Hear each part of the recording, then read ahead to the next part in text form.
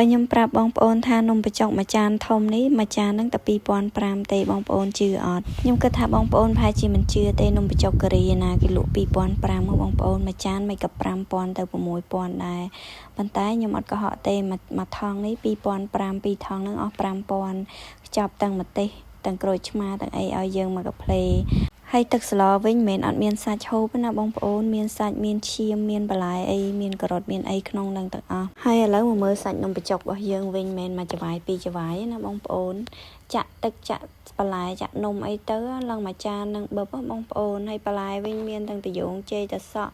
សណ្ដែកបដោះសណ្ដែកគួរផលិតអីចឹងទៅមានទាំងលហុងឈូសមានជីមានអីបងប្អូនមិនមានមួយមុខពីរមុខទេហើយនេះបងប្អូនទឹកស្លគេចាក់មកឡើងតំណងមែនទេហើយម្ទេសខ្ចប់មកមានទាំងម្ទេសគ្រាប់មានទាំងម្ទេសម៉ត់ដាក់ឲ្យយើងមកឆ្ងាញ់តែម្ដងចឹងបងប្អូនមួយចាន2500នេះខ្ញុំវិញហូបអត់ចង់អស់ទេឡើងមួយចានកំពងហ្មងបងប្អូនហើយបងប្អូនគិតមើលនំបញ្ចុកកូរ៉េណាលក់2500មានតែមួយចាន5000ទៅ6000ប៉ុន្តែកន្លែងគាត់នេះគឺលក់ធូរថ្លៃមែនទែនហើយស្លមិនមន់បីសាសណាបងប្អូនមន់ខ្មែរមានទាំងសាច់មានទាំងឈាមដាក់ឲ្យយើងមានទាំងបន្លែការ៉ុតអីដាក់ក្នុងនឹងទៀតតំណងមែនទែនបងប្អូនអើយឆ្ងាញ់ហើយហូបហើយអត់ស្ដាយលុយទេមានតែអាណិតអ្នកលក់វិញឯងបងប្អូនខ្លាចគាត់លក់ឲ្យអត់ចំណេញតែលក់អត់ចំណេញហ្នឹងថ្ងៃក្រោយឈប់លក់យើងលេងបានហូបហើយនេះបងប្អូនឡើងមួយចានប៉ុណ្ណឹងណាមួយចានហ្នឹងច្រើនណាបងប្អូនសម្រាប់ខ្ញុំគឺហូបអត់ចង់អស់ទេហើយឆ្ងាញ់ទៀតបងប្អូនហើយស្លការីបងប្អូនអើយឆ្ងាញ់មែនទែនស្លខ្មែរយើង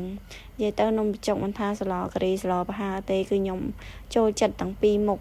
ប៉ុន្តែខ្ញុំអត់ចេះច្បាយក្រូចឆ្មាឯងបងប្អូនខ្លះខ្ញុំឃើញគាត់ហូបគាត់ចូលចិត្តច្បាយក្រូចឆ្មាតែនំបញ្ចុកខ្ញុំអត់ទ្រលាប់ច្បាយក្រូចឆ្មា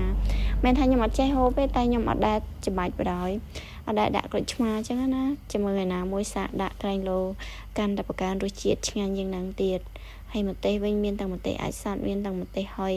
ប៉ុន្តែខ្ញុំដាក់ម្ទេសហុយហើយអញ្ចឹងម្ទេសអាចសាត់ថ្ងៃនេះហូបតែមួយគ្រាប់ទេបងប្អូនអញ្ចឹងមិនបានទេខ្លាចលោកកាហាយពោះចឹងថែទាំសុខភាពតិចតើណាអត់បានយើងអត់ទៅ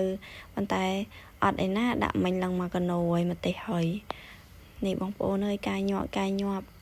ហើយឃើញហើយឃ្លានទៀតហើយបងប្អូនព្រឹកនេះដឹងតែទិញញ៉ាំទៀតហើយនិយាយទៅនំបញ្ចុកញ៉ាំមួយថ្ងៃពីរដងព្រឹកម្ដងថ្ងៃម្ដងក៏អត់ចេះណាយដែរញ៉ាំបានរហូតហើយស្លប្រហើក៏ឆ្ងាញ់ស្លការីក៏ឆ្ងាញ់ដែរខ្ញុំចូលចិត្តទាំងពីរមុខអ្នកខ្លះគាត់ថាអត់ចេះហូបស្លការីចឹងទៅប៉ុន្តែសម្រាប់ខ្ញុំគឺចូលចិត្តណាស្លការីស្លស្អីគេណាំយ៉ាណាំអីហ្នឹងគឺចូលចិត្តទាំងពីរទាំង3មុខហ្នឹងឯងនិយាយទៅឲ្យតែនំបញ្ចុកគឺត្រូវគ្នាមែនទែនឆ្ងាញ់ហើយយើងដាក់ម្ទេសអីហុយចឹងបើអត់មានម្ទេសក៏អត់ឆ្ងាញ់ដែរបងប្អូនបើអត់ម្ទេសគឺចាប់ហ្មងខ្ញុំតិចច្រើនអីមិនដឹងទេបងប្អូនបើមិនបានដាក់ម្ទេសគឺអត់អស់ចិត្តហ្មង